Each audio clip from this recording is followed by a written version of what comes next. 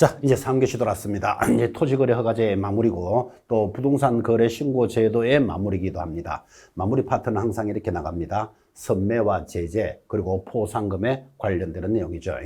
선매가 무슨 뜻이죠? 여러분, 선매는 토지거래 허가제에서 국가가 먼저 사겠다를 선매제도라고 합니다. 국가가 왜 먼저 사죠? 그 땅이 필요하니까. 예를 들면 뭐 공단을 조성하겠다, 아파트 단지를 조성하겠다 등 국가가 먼저 사는 것을 선매라 합니다. 자, 선매에 관련되는 내용.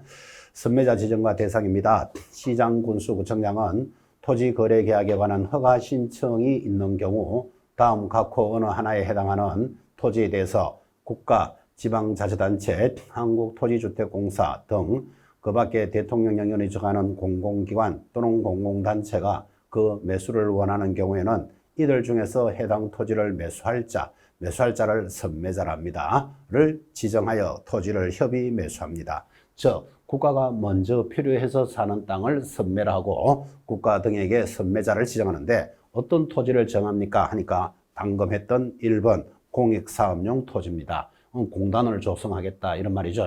또는 아파트 단지를 조성하겠다. 그래서 국가가 먼저 사니까 공익사업용 토지.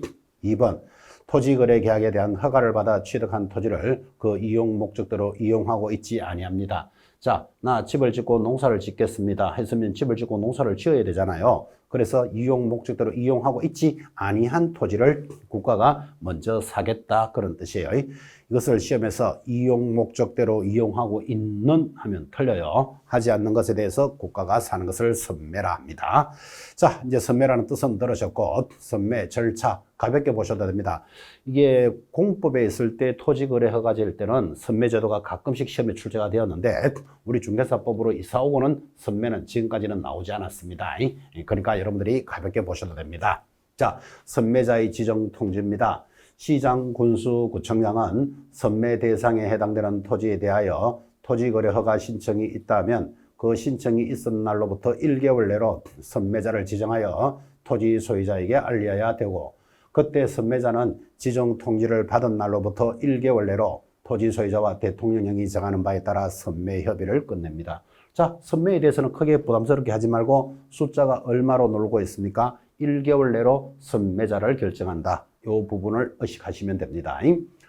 자, 2번 선매 협의와 관련 서류 제출입니다. 선매자로 지정된 자, 지정받은 날로부터 15일 내로 매수 가격 등 선매 조건을 기재한 서면을 토지 소유자에게 통지하여야 하고 선매 협의를 하여야 하는데 지정일로부터 1개월 내로 국토교통부령이 정하는 바에 따라 선매 협의 조서를 시장, 군수, 구청장에게 제출하게 됩니다. 3번 협의 불성립에 대한 조치입니다. 시장, 군수, 구청장은 선매 협의가 이루어지지 아니한 경우에는 지체 없이 허가 또는 불허가 여부를 결정하여 통보하니까 협의 불성립에 대한 조치도 의미 있게 잘 보시기 바랍니다. 선매 협의 절차였습니다. 자, 그래도 누가 뭐라 그래도 제일 중요한 게 선매 가격 아니겠습니까? 자, 국가가 내 땅을 먼저 산대요. 그럼 얼마에 국가가 살까? 이거 관심 가져야 되죠. 그래서 선매자가 토지를 매수할 때 가격은 부동산 가격 및 감정평가에 관한 법률에 따라 감정평가사가 감정한 무엇을 기준으로 한다? 감정가격을 기준으로 한다. 이게 중요합니다. 여러분, 감정가격은 실제 현실적인 가격하고 거의 유사하죠. 그래서 우리가 공부했던 매수 청구는 공시지가를 기준으로 하니까 매수 청구는 잘 성립이 안 된다면 여기 있는 선매 가격은 감정가격, 현실적인 가격으로 진행이 되니까 감정가격을 기준으로 하되 토지 거래 계약에 관한 신청서에 적힌 가격이 감정가격보다 낮다면 허가 신청서에 적힌 가격으로 정리를 합니다. 자, 그래서 선매 가격은 감정가격 정리해 주실 것. 자, 마무리 제재입니다. 제재 처분 등 하여 자, 1번 국토장관, 시도지사, 시장, 군수구청장은 다음 어느 하나에 해당하는 자에게 토지거래계약 허가 취소 또는 그 밖에 필요한 처분을 하거나 조치를 명령할 수 있습니다. 자, 1번 11조에 관한 토지거래 허가에 관한 변경 허가를 받지 아니하고 허가를 체결한 자, 그 다음 토지거래 허가에 관한 허가를 받은 자가 허가받은 목적대로 이용하지 않거나 3번 부정한 방법으로 토지 거래 허가를 받았습니다. 결국은 1, 2, 3을 다 정리하면 한마디로 토지 거래 허가 위반이죠. 그래서 이런 토지 거래 허가 위반에 대해서 취소를 할 수 있을 때는 청문을 하고 이제 이런 개념들은 중요한 게 아니고 뭐가 들어온다? 제재가 들어옵니다. 허가 취소 처분 또는 조치 명령을 위반한 자 얼마? 1년 이하의 징역 1,000만 원 이하의 벌금형이죠. 그래서 허가를 해줬는데 나중에 어떤 사유로 허가를 취소하거나 처분하거나 변경을 했는데 이를 이행하지 않으면 1년 징역 1,000만 원 벌금입니다. 그 다음 매년 시험에 나오는 것 토지거래 허가 또는 변경 허가를 받지 않거나 속임수, 그밖의 부정한 방법으로 토지거래 허가를 받은 자 얼마? 2년 이하의 징역, 공시지가에 의한 얼마? 100분의 30, 30%에 해당되는 금액의 벌금형에 처한다는 이 부분이 굉장히 시험에 잘 나옵니다. 여러분 외국인 부동산 취득에 대해서 허가 오늘 공부하셨죠? 군사, 문화는 자연환경을 보호한다. 그래서 허가 받는 지역의 허가를 위반하면 2년 이하의 징역 2천만 원 벌금이었죠. 그런데 지금 11조에 의한 토지거래 허가를 위반하면 2년 이하의 징역 또는 개별 공시지가의 30%에 해당되는 금액이라는 것, 요거 비교해서 잘 의식을 해 놓으셔야 됩니다. 자, 그래서 토지거래 허가에 관련되는 제재도 보셨습니다. 이제 제3편 중개실무편으로 접어들었습니다. 자, 우리 중개사법도 모두 세 과목의 역할을 합니다. 그랬죠? 1번 공인중개사 법령 공부하셨고 여기서 70%가 출제됩니다.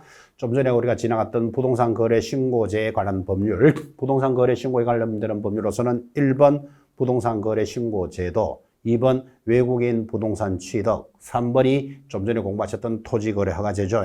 자, 요 세 가지 파트가 2편이었다면 이제 우리 입문 과정에서 제3편 중개 실무하는 단원을 여러분 보고 계시는데 실무라는 말은 실제 업무를 실무라고 하겠죠.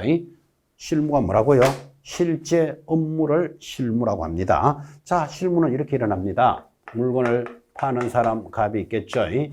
사는 사람 을이 있을 겁니다. 매수자가 있고 여기 개업 공인중개사가 중개를 하고 있는데 자, 하나 사주세요 또는 팔아주세요를 중개계약이라고 그랬죠.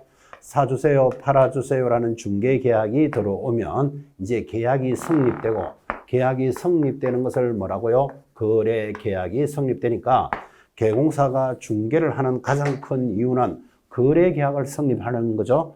거래계약을 성립해야만 수수료도 받을 수 있죠. 그죠? 그래서 중개계약에서부터 거래계약까지를 우리는 실무의 총론이다 이렇게 부르는 거예요. 그래서 실제 업무를 실무편이다 하고 여기서 약 7, 8문제 정도가 출제가 예상되는데 여러분 이 실무는 타 과목이 전부 다 연결되어 있습니다. 예를 들어서 민법적인 요소 또는 부동산 학계론적인 것, 등기법, 지적법, 세법 등 모든 과목이 총망라가 되니까 이 중개 실무에 대해서 점수를 잘 받으려면 타 과목에 대한 솜씨도 어느 정도 있어야 되겠죠. 그래서 여러분들은 초반기에는 법령에 관련되는 내용들을 꾸준히 열심히 공부하셔야 됩니다. 70% 출제되니까 1편 공유서 법령, 2번 부동산 거래 신고 제도죠. 그리고 실무는 좀 가볍게 접근했다가 이제 5, 6월 달쯤 되면 본격적인 수험 공부가 진행되죠. 그때는 다른 과목들에 대한 솜씨도 어느 정도 올라오니까 그때는 중개 실무를 좀 더 집중적으로 공부합니다. 그래서 중개 실무는 제목 하나에 한 문제씩 출제된다고 기억하셔야 됩니다. 예를 들면 물건에 대한 조사 확인, 확인 설명서 작성, 그 다음 뭐 주택임대차, 상가임대차, 경매, 공매, 매수 신청 대리 등 제목 하나에 한 문제씩 나옵니다. 실제 업무에서 일어날 수 있는 일. 그래서 실제 업무를 실무라고 하고 그 3편이 출발을 합니다. 실무에서 여러분들은 점수를 잘 받아야 되는데 방금 이야기했다시피 실무의 시작은 어디서부터 출발한다? 중개계약에서부터 출발하죠. 하나 사주세요 또는 팔아주세요가 들어오면 개공사가 열심히 일을 해서 거래계약이 성립되는 것까지를 중개실무라고 합니다. 자, 그러면 오래간만에 실무하는 표현도 여러분 들어보셨고 방금 이야기했다시피 첫 번째 중개계약이 따라옵니다. 사주세요, 팔아주세요가 있어야 되죠. 그 다음 물건에 대해서 조사 확인을 잘해서 중개활동, 자, 영업활동이 일어나면 계약서가 작성이 될 것이고 개별적인 실무 이렇게까지 가는 게 실무편이고 제목 하나에 한 문제씩이다 이렇게 이해를 합니다. 자, 드디어 이제 출발을 했고 자, 1장 실무의 의의 및 중개계약 방금 설명 다 했습니다. 자, 중개실무는 누구죠? 계공사와 중개의뢰인 간의 중개계약 성립으로부터 중개행위에 의한 중개완성까지 계공사의 업무 일체를 말합니다. 따라서 계약의 이행 업무는 계공사의 중개실무 범위에 포함되지 않는다. 그때 계약의 이행이라 개념은 잔고금, 중도금 등의 업무는 실무에 포함되지 않는다는 내용이고, 자, 실무의 과정 초반기 때는 아주 시험에 잘 나왔습니다. 자, 중개 의뢰 접수를 받아야 되는 게 첫 번째 과정이라는 데 대해서 동의하시겠죠? 자, 의뢰를 접수는 중개계약이 체결되고 실무의 출발점이며 고객과 중개 대상물을 확보합니다. 그때 전속 중개계약은 시험에서 빠진 적이 한 번도 없습니다. 체결 시 전속 중개계약서 사용 및 정보 공개 의무가 연결이 되고, 2번 중개활동에 대한 업무 계획이 수립되어 효율적인 업무가 수행되는 것은 비용을 낭비를 방지하기 위해서 계획을 수립해야 되겠죠. 그리고 경쟁업자에 대한 대책을 수립하게 됩니다. 자, 이렇게 해서 이제 계획이 수립되면 세 번째 과정입니다. 세 번째 과정, 물건에 대해서 조사 확인을 하게 되는데 공보상 확인 및 현장 답사, 기본적인 내용 등의 확인을 합니다. 해서 이제 드디어 4번 중개활동. 중개활동이 뭐죠? 영업활동. 이 영업을 잘해야 되는데 영업을 잘하기 위해서는 AIDA 원리, 즉 아이다의 원리 이런 게 따라옵니다. 고객의 분석과 특징 분석이라는 중개활동 과정을 거쳐서 마지막 중개가 완성이 되는 것을 계약의 체결이라고 그러죠. 이 거래계약의 체결되는 것이 이제 중개가 완성되는 거예요. 그래서 계공사는 중개의 완성을 위해서 일을 하게 됩니다. 그때 중개 완성은 계약 체결 및 거래계약서를 작성, 교부, 보존하게 되고, 물건에 대해서 확인 설명서 작성, 교부, 보존하는데 거래계약서는 몇 년 보존하죠? 5년. 그리고 확인 설명서는 3년 보존하도록 되어 있습니다. 업무보존 관계 정서 4번이 교부되고 체결일로부터 30일 내로 부동산 거래 신고를 해야 되는데, 자, 계약 체결일로부터 30일 내로 거래 신고를 위반하게 되면 아까 500만 원 과태료 하고 이제 여러분들이 출발을 하셨죠. 그래서 이런 5가지 과정대로 가는 것이 중개실무의 수업입니다.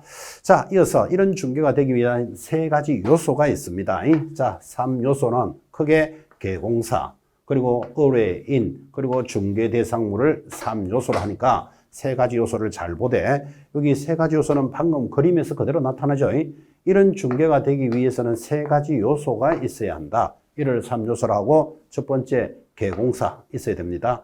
계공사가 없으면 중개할 수가 없잖아요. 계공사. 그 다음 중개 의뢰인, 갑하고 을을 중개 의뢰인이라고 그러죠.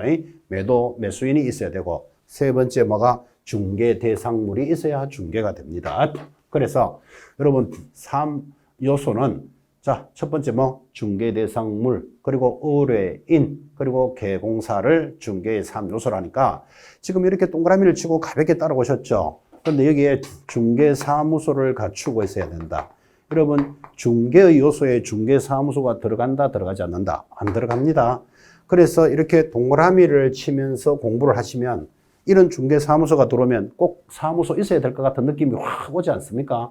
중개보수가 있어야 한다. 중개를 하고 나면 뭐 받습니까? 중개보수 받죠.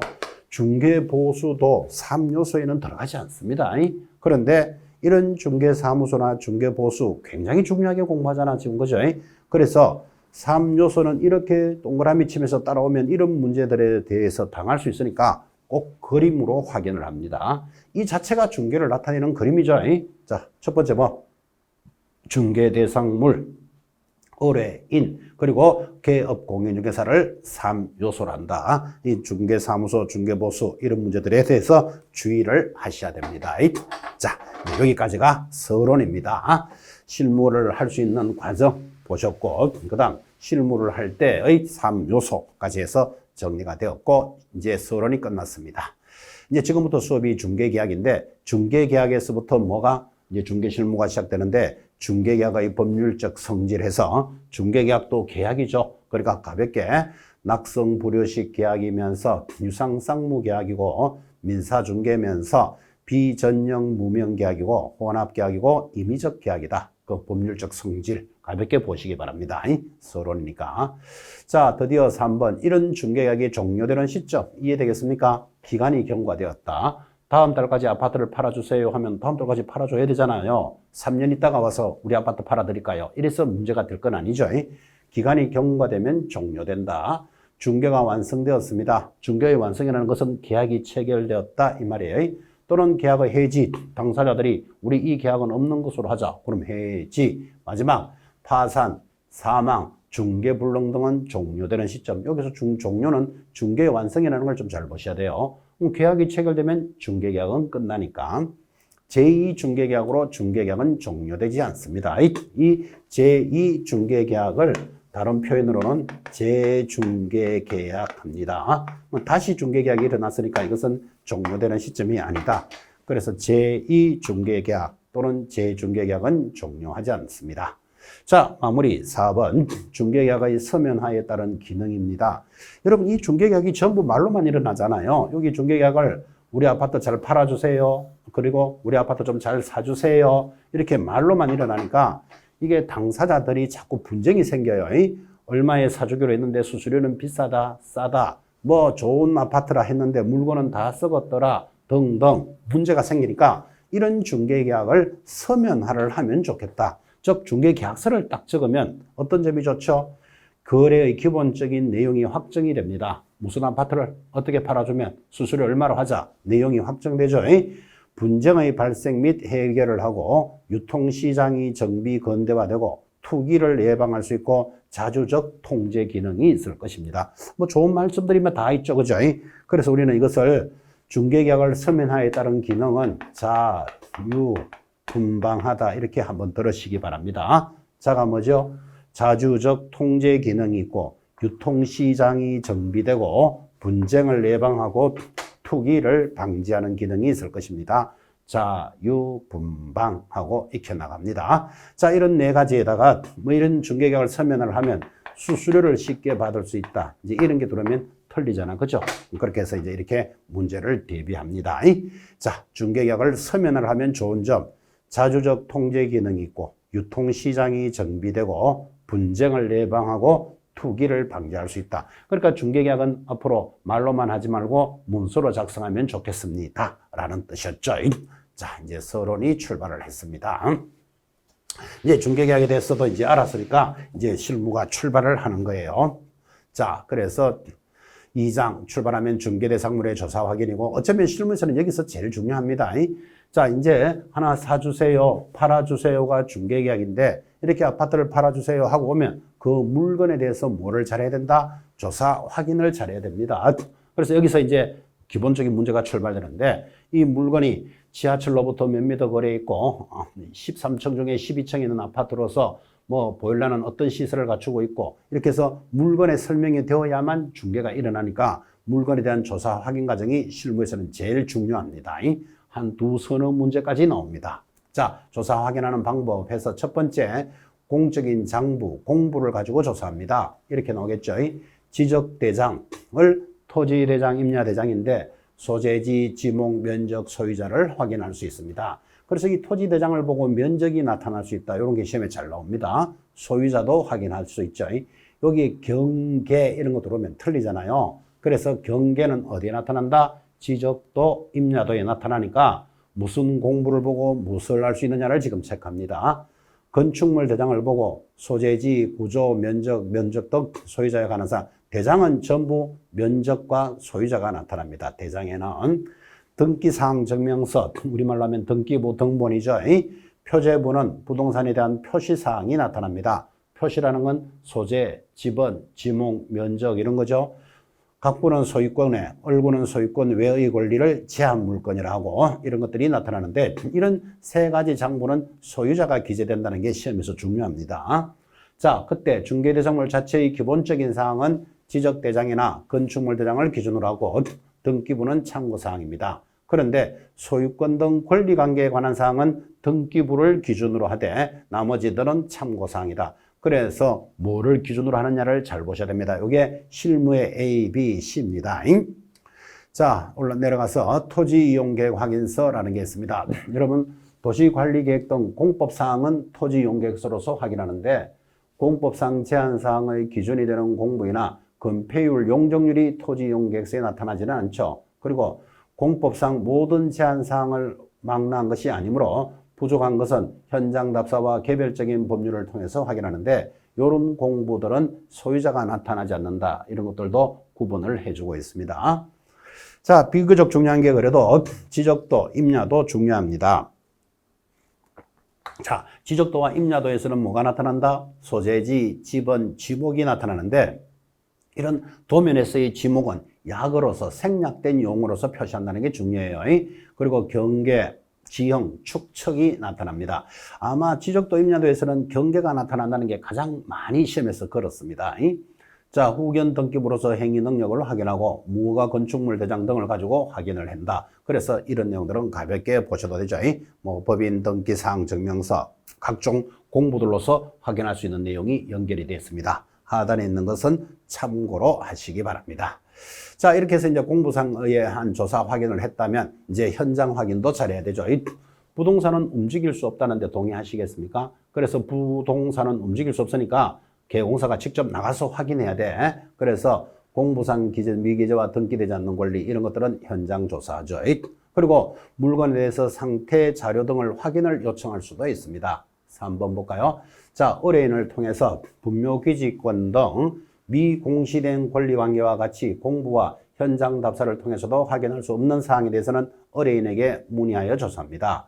상태에 대한 자료도 요구할 수 있는데, 자, 이때는 자료를 요구하는 것은 상태라는 말이 보이시죠? 그죠? 그러면 상태는 전부 요구한다. 이렇게 기억하면 되죠?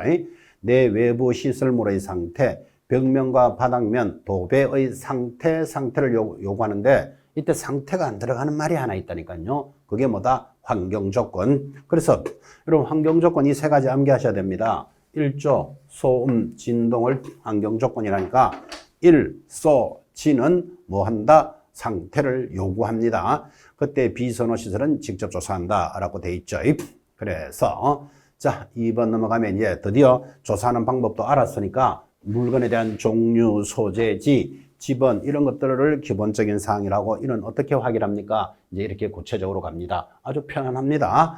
자, 소재지를 확인하셔야 됩니다. 여러분 부동산에 대해서 이 물건이 강남에 있는지 강원도에 있는지에 따라서 가격이 달라지죠.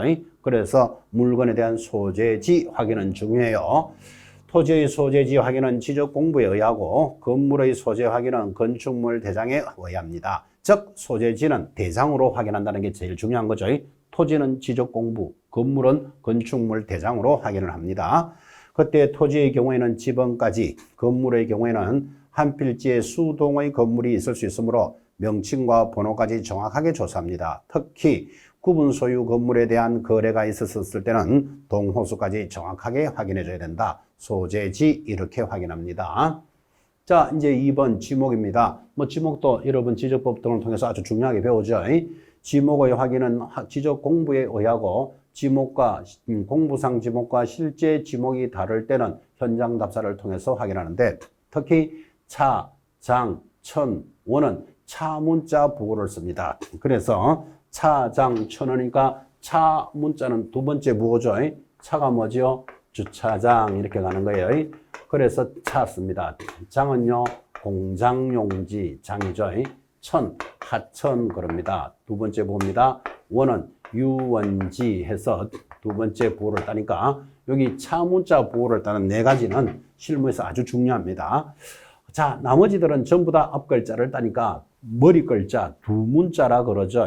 예를 들어서 과수원은 과, 뭐 예를 들어서 뭐 목장용지는 목, 뭐 철도용지는 철, 뭐 대지는 대, 잡종지는 잡 이렇게 해서 앞글자를 따는데 요 네 개의 놈들만 차 문자 부호를 따고 네 가지니까 시험 네 개도 좋겠죠. 그래서 여러분들은 이렇게 기억합니다. 차 문자 부호 두 번째 부호를 따는 것은 뭐다? 차장에게 1,000원 준다. 차장 1,000원을 익히셔야 됩니다.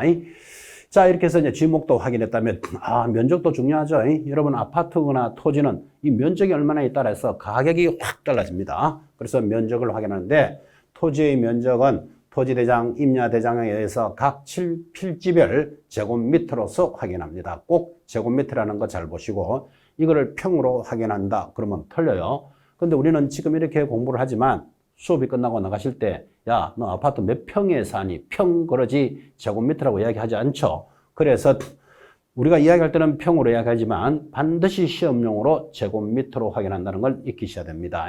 자, 확인하고 환지인 경우에는 환지 면적을 설명합니다. 건물의 면적은 건축물 대장에서 청별 면적을 기준으로 할 때 수평투영 면적이다. 수평투영 면적이라는 것은 하늘에서 딱 바라다본 모습, 이를 수평투영 면적이라고 지적법에서 여러분들 많이 공부하게 될 겁니다. 자, 또 건물에 대해서는 4번 건축 구조도 확인해야 된다. 그때 건축 구조라는 것은 내용 연수도 하나 말할 것 같아요. 건축물의 구조는 건축물 대장으로 확인할 수 있으며 실제 건물과 부합되지 아니하는 경우가 많으므로 현장 답사를 통해서 조사 확인합니다. 그래서 내용 연수의 확인하고 들어가죠. 5번 건축연도 역시 내용 연수의 확인입니다.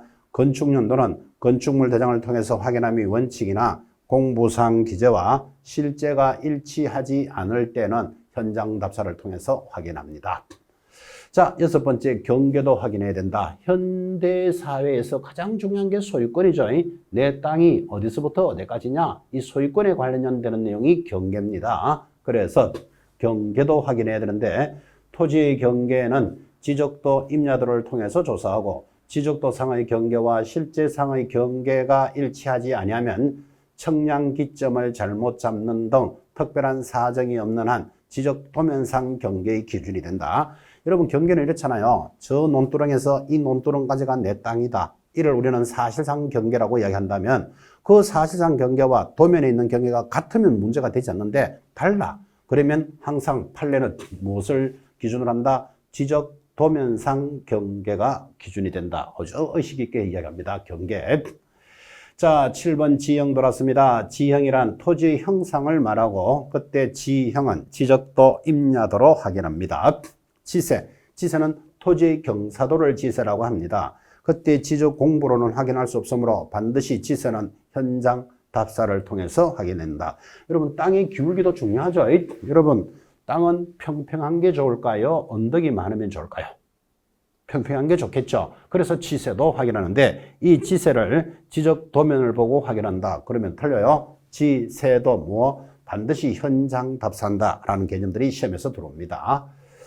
자, 이어서 9번 건축물의 용도도 확인해라. 지금 이렇게 가고 있죠. 기본적인 사항으로서 소재, 지번, 지목, 면적, 경계를 확인한다. 지금 가고 있는 겁니다.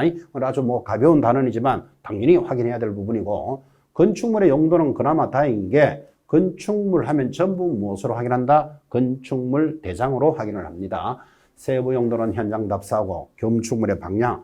여러분 아파트 등은 방향이 어떻게 되느냐? 이것도 아주 의미 있죠. 그죠? 남향이다, 동향이다에 따라서 가격도 달라지죠. 그래서 건축물의 방향은 공부로는 확인할 수 없으므로 건물을 방향이 이게 남향인지 북향인지는 어떻게 한다? 가봐야만 하는 거예요. 그래서 개공사 현장 답사를 통해서 조사 확인하도록 되어 있습니다. 이런 것들이 중요하잖아 봐요. 건축물의 방향은 건축물 대장을 보고 확인한다. 그러면 틀린다니까요. 현장 조사에서 확인합니다. 자, 벽면과 도배의 상태도 확인해라. 제목 가볍게 보시면서 이게 이제 확인 설명서에 가면 뭐 여러분들이 도배라든지 수도, 전기 이런 것들 전문가가 아니죠. 그러니까 깨끗함, 뭐 누수 있음, 없음 이렇게만 체크하면 되는 체크리스트이죠. 그래서 제목을 가볍게 봅니다. 4번도 확인되죠. 도로와 대중교통수단과의 연계성, 뭐 8m 도로를 물고 있고 지하철하고는 몇 미터 거리에 있다. 이런 것들을 직접 확인해 주라 말이죠. 시장, 학교, 여러분 백화점은 있음 없음, 재래시장 있고 없고 학교, 초등학교, 중학교, 고등학교는 몇 미터 거리에 있다. 이것들이 아파트를 구하는 사람들한테는 중요한 내용이죠. 뭐 이런 것들은 가볍게 확인하면 되겠죠. 그래서 개공사는 현장 답사를 통해서 직접 조사하되 필요한 경우는 벽면과 도배의 상태, 환경 조건에 대해서는 매도 임대인에게 자료 제출을 요구해서 확인합니다. 그리고 5번 권리관계도 이렇게 확인하라. 권리관계는 당연히 등기사항 증명서 등기부로 확인을 하는데 이제 등기부에 확인되지 않는 권리로서 시험에 잘 나오는 게 있습니다. 그게 뭐죠? 7번 분묘기지권, 장사에 관한 법률이 출발을 합니다. 해마다 한 문제씩 들어옵니다. 또 여기 있는 분묘기지권, 장사에 관한 법률은 민법에서도 중복되는 과목이니까 민법에서도 여러분들은 공부를 하게 될 겁니다. 자, 분묘기지권은 이렇게 설명했죠. 여기 토지가 갑의 토지인데 을이라는 타인이 무단으로 분묘를 설치합니다. 여러분이 땅 주인 갑입니다. 그런데 묘지를 쓴 사람이 무단으로 허락도 없이 설치하면 당연히 철거하세요. 또는 철거를 못하면 사용료를 내시오. 이래야 되잖아. 그죠? 그런데 철거를 하지 않아도 되고 사용료를 내지 않는 권리를 분묘기지권 그럽니다. 그림을 보고 대답합니다. 자, 타인의 토지에 무단으로 설치한 분묘라도 일정한 조건이 맞으면 철거하지 않아도 되고 사용료를 내지 않는 권리. 자, 이 분묘기지권은 우리 중개 현장에서 중요한 내용이에요. 자, 방금 말로 다 설명했습니다. 의 분묘기지권의 성립 요건입니다. 토지 소유자의 승낙을 받아서 소유자의 분묘를 설치했습니다. 그러면 자, 땅 주인이 만들어도 좋다. 그럼 승낙을 받았으면 철거 안 해도 되겠죠. 당연히 승낙을 받으면 성립한다. 이 두 번째, 타인 소유 토지에 승낙 없이 분묘를 설치했더라도 20년간 평온하고 공연하게 그 분묘를 취득했습니다. 자, 우리는 이것을 시효취득이라고 부르는데 이 시효취득은 이제 2001년부터는 적용하지 않습니다. 2001년에는 게 장사에 관한 법률이 만들어졌기 때문에 자, 어쨌든 타인 소유 토지에 20년간 평온 공연하게 분묘의 기지를 점유했다. 그러면 시효취득으로서도 인정해준다. 세 번째, 자기 소유 토지에 분묘를 설치한 자가 후에 그 분묘 기지에 대한 소유권을 유보하거나 또는 분묘도 함께 이전한다는 특약 없이 토지를 매매했을 때 소유자와 토지 소유가 달라지면 분묘기지권은 취득을 합니다.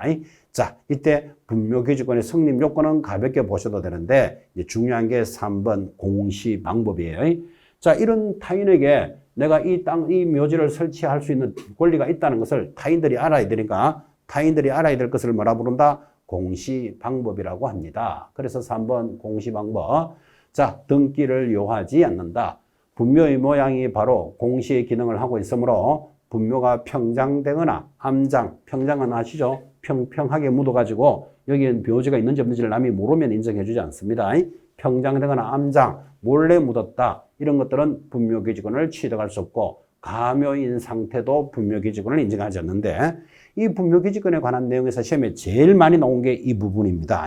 지금 이 시간에 기억합니다. 자, 평장되면 인정하지 않는다. 암장도 인정하지 않는다. 가묘 적용하지 않는다. 이 세 가지는 반드시 익히셔야 됩니다.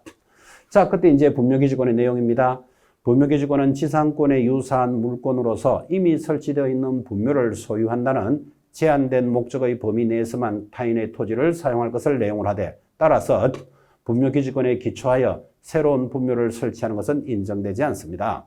니은 분묘기지권은 분묘가 설치된 기지뿐만 아니라 분묘의 수호와 제사에 필요한 범위 내에서 주위의 공지를 포함한 지역에까지 미칩니다. 디귿 지뢰에 대해서 원칙적으로 무상인 것으로 보는데 특히 판례는 분묘기지권을 점유, 시효 취득한 경우에 대해서는 지료를 지급하지 않아도 된다고 판시하고 있다. 그래서 점유 취득 시하면 지료를 지급하지 않아도 되는데 이제는 판례가 바뀌면서 청구가 있으면 가능하다라는 것도 인정을 하셔야 됩니다. 오늘 천천히 공부하셔도 됩니다. 리얼. 그때 존속기간도 중요하죠. 자, 그러면 타인의 토지에 있는 것에 대해서 언제까지 인정해 주느냐? 그러니까 존속기간은 당사자 약정이 있으면 약정에 따르나 약정이 없는 경우 권리자가 분묘의 수호와 봉사를 계속하는 한 분묘기지권은 계속 존속되는 것으로 봅니다. 미음, 분묘가 멸실된 경우 유골이 존재하여 분묘의 원상회복이 가능한 정도의 일시적인 멸실에 불과하다면 분묘기지권은 존속하는 것으로 본다. 이것도 굉장히 자주 나오는 판례죠. 자, 보아야 하고 이러한 권리는 원칙적으로 종손에게 전속되는 권리로서 다만 종중이 수호 관리하여 왔다면 종중에게 기속됩니다. 항상 분묘기지권은 종중에게 기속된다부터 들어오면 틀립니다. 종손에게 먼저 있고 종손이 없다면 종중에도 인정됩니다. 이거를 반대로 돌립니다. 그래서 분묘기지권은 종손에게 전속되는 권리 이런 거 하나 체크하시고 비읍, 이미 분묘기지권이 설정된 범위 안에서 이전한 분묘도 여전히 그 권리는 인정해 줍니다. 마지막, 자, 이 분묘기지권에서 그래도 중요한 것 자연장, 수목장, 풍장 등의 사유로 인한 분묘기지권은 인정되지 않는다. 동의하시겠습니까? 자연장, 자연스럽게 묻은 거죠. 뭐 예를 들어서 초목장, 잔디밭에 뿌렸다 이런 거 들어보셨나요? 수목장, 나무 밑에 했다, 풍장, 바람에 날린다 이런 것들인데 이런 사유들은 당연히 분묘기지권은 인정되지 않습니다. 동분이었기 때문에 공시의 효과가 없다라는 개념으로 이해하시면 되죠. 자, 이렇게 해서 이제 분묘기지권이라는 한 문제거리를 공부하셨다면 더 세련된 문제가 장사에 관한 법률입니다. 그래서 요즘은 장사에 관한 법률로서 화장 문화가 발달했다는 거 아시죠? 그래서 일정한 시간이 지나면 철거해야 되고 이왕이면 만들 때 작게 만들어야 한다. 그것을 범위를 규정합니다. 그래서 장사에 관한 법률은 기간과 범위가 시험에 나옵니다. 그 정도로 가볍게 익히시면 되고, 자, 좀 더 세련된 장사에 관한 법률을 봅니다. 자, 상단 장사에 관한 법률은 2001년 1월 13일부터 적용하는데 이때 국립묘지에는 적용하지 않습니다. 방금 이야기했잖아요. 일정한 시간이 지나면 화장해서 철거해야 되니까 국립묘지 같은 곳은 국가의 유공자들을 모시고 있는 곳이죠. 그리고 이런 걸 철거하라 할 수 없으니까 이 장사에 관한 법률은 국립묘지는 적용하지 않습니다. 자, 그때 이제 장사에 관한 법률의 범위 가장 중요합니다.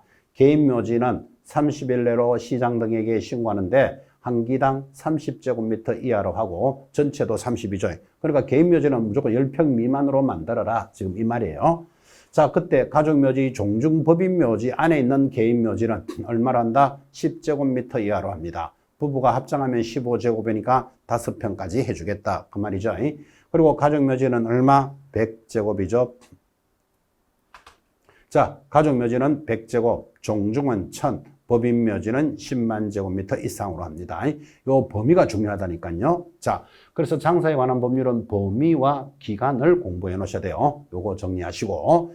자, 이제 올라갑니다. 1번 자연장이란 화장한 유골의 골분을 수목, 화초, 잔디 등의 밑이나 주변에 묻어서 장사하는 것을 말하고, 이런 자연장지에는 사망자와 연고자의 이름 등을 기록한 표지와 편의시설 외에 시설을 설치하여서는 아니 된다. 이렇게 되어 있습니다. 3번 토지 소유자 또는 자연장지 조성자의 승낙 없이 다른 사람 소유 토지 또는 자연장지에 자연장을 한 자 또는 그 연고자는 당의 토지 소유자 또는 자연장지 조성자에 대해서 토지 사용권이나 그 밖의 자연장의 보존을 위한 권리를 주장할 수는 없을 것이다. 뭐 가볍게 보시면 됩니다. 자, 자연장지도 정리 한번 해봅시다. 면적이 중요하다 그랬잖아요. 개인 자연장지. 자, 자연장지는요, 뭐 초목장, 수목장 이렇게 뿌리니까 봉분이 없는 거죠.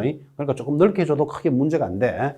그래서 개인, 가족, 자연, 종중까지는 전부 신고하면 되는 거예요. 그런데 법에는 이제 범위가 크니까 허가받아라 이렇게 되어 있습니다. 개인 자연장지 똑같죠? 아까 묘지와 같이 30제곱, 가족 똑같죠? 100제곱. 그런데 아까 묘지는 종중은 얼마였다? 1000이었다면 자연장지는 2000으로서 살짝 더 넓게 해주죠. 이런 것들이 이제 시험용인 거라. 그죠? 자연장지 2000. 종교는 4만, 공공법인은 5만입니다. 참고로 보시면 됩니다. 그래서 이 분묘기지권에 관련되는 내용이 공부가 되면 요 장지에 관련되는 장사에 관한 법률, 요 정도가 시험용입니다. 자, 이제 또 경사가 확인해야 될 거 8번. 토지 이용계획 등 공법상 제한도 확인해라. 그래서 경호사가 물건을 확인할 때는 공법적인 사항도 확인할 때 토지 이용 계획 등 공법적인 사항을 확인하는데 우리 중개사 시험에서 연결되는 것은 공법 중에서도 농지 취득 자격 증명, 농취증 제도가 시험에 들어옵니다. 이거는 공법에서도 그대로 공부하시고 또 우리 중개사법에서도 연결이 되죠. 가볍게 확인해 봅시다. 자, 농지 취득 자격 증명을 농취증이라고 부릅니다. 그러면 농지란 해서 농사를 짓는다는 표시를 농취증이라니까 경자유전의 원칙이라는 것은 농사를 짓는 사람만이 농지를 소유할 수 있다. 그러면 그 농지를 소유할 수 있을 때는 농사를 짓는다는 표시를 뭐라고 부릅니까? 농지취득 자격증명제, 농취증 하는 것을 익혀놓고 자, 경자유전의 원칙부터 가볍게 보시되 우리 시험하고는 농취증의 발급입니다.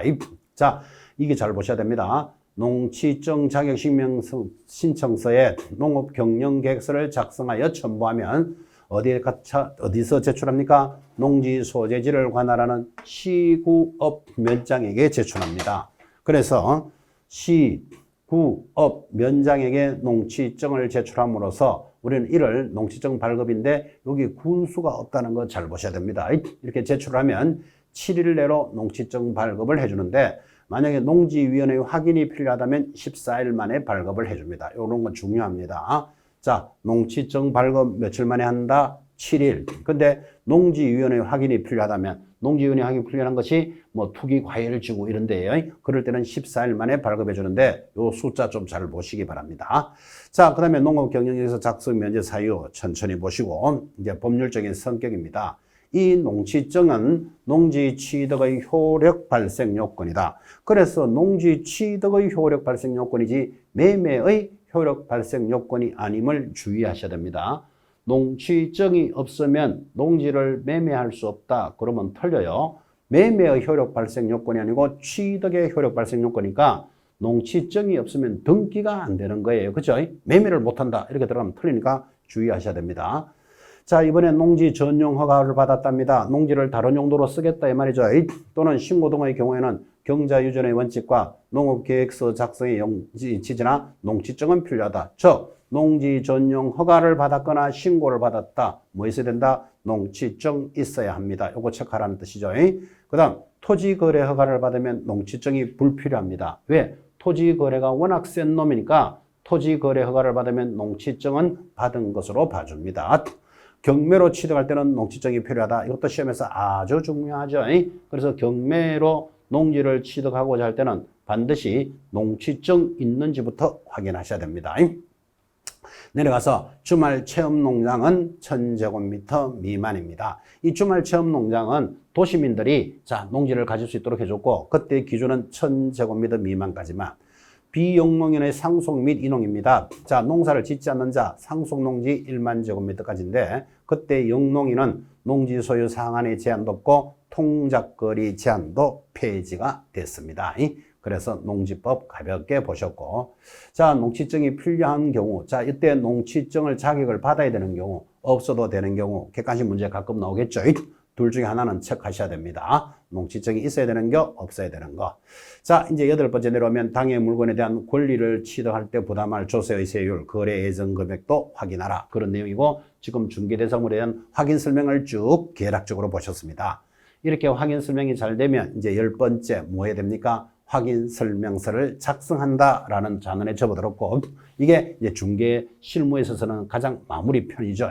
자, 물건을 잘 확인했으면 확인 설명서를 작성하는데 확인 설명서는 모두 4가지로 세분화되어 있습니다. 첫째, 주거용 건축물 이걸 1번이라고 그러죠. 비주거용 건축물 2번 그리고 토지를 3번이라고 그럽니다. 그리고 임목, 공장재단, 광업재단을 4번이라 하여 자, 여러분들은 확인 설명서는 모두 4종류로 구성되어 있습니다. 이조차가 시험 문제입니다. 자, 그래서 물건별 확인 설명서가 구성이 되어 있고 이때 확인 설명서 서식은 지금까지는 부동산의 종류에 관계없이 단일 서식으로 되어 있는데 부동산의 종류별로 거래 물건의 상태 등을 충분히 확인하여 설명하고 부족한 점이 있었습니다. 그래서 이것을 물건의 종류별로 4가지로 만들었고 또한 영문으로도 작성할 수 있다. 뭐 영어로 확인 설명서를 작성해 보세요. 이런 문제 나오겠냐마는 그래도 영문으로 작성할 수도 있다. 이런 질문을 하려고 하면 맞다. 기억하셔야 돼요. 그만큼 우리나라도 이제 외국인하고 거래를 많이 한다는 뜻이에요. 그래서 영문으로도 확인 설명서를 작성할 수 있습니다. 방금 했다시피 주거용 건축물을 확인 설명서 뭐 1번입니다. 어쩌면 이게 제일 중요하죠. 자, 지금 밖에서 일어나는 거래의 90%가 아마 아파트 아니겠습니까? 그래서 확인 설명서 1번을 제일 많이 작성할 거니까 여러분들은 앞으로 꾸준히 공부를 함에 있어서 확인 설명서 1번에 관한 내용은 잘 의식하셔야 됩니다. 그 다음 비주거용 건축물을 확인 설명서 2번 양식이라 합니다. 토지 확인 설명서에 얼마? 3번 양식이죠. 방금 이야기했던 거예요. 3번 토지. 4번 임목, 광업재단, 공장재단 양식을 몇 번? 4번으로 해서 모두 4가지로 구성이 되어 있습니다. 자, 그래서 확인 설명서에 관련된 1, 2, 3, 4 4가지 양식으로 되어 있고 또 영문으로도 작성할 수 있다. 이런 내용들이 중요한 것 같습니다. 자, 이제 오늘 수업은 확인 설명서 작성에 관련된 내용까지 정리를 하시면서 이제 우리 인강드림에서 입문 과정에서의 4주차를 마무리하고 있습니다. 다음에는 여러분 간단하게 이제 그래도 입문 과정에 들어왔으니까 경매가 뭔지 이런 거 관심 좀 가지셔야 되겠죠. 그리고 또 경매에 관련된 매수 신청 대리로서 입문 과정의 전체를 한번 보는 눈을 가지도록 하겠습니다. 자, 오늘 이제 4주차의 입문 과정에서 확인 설명서라는 단어는 중요하다라는 제목 정도를 익히시기 바랍니다. 다음 주 경매 매수 신청해서 다시 마무리하겠습니다. 대단히 수고하셨습니다.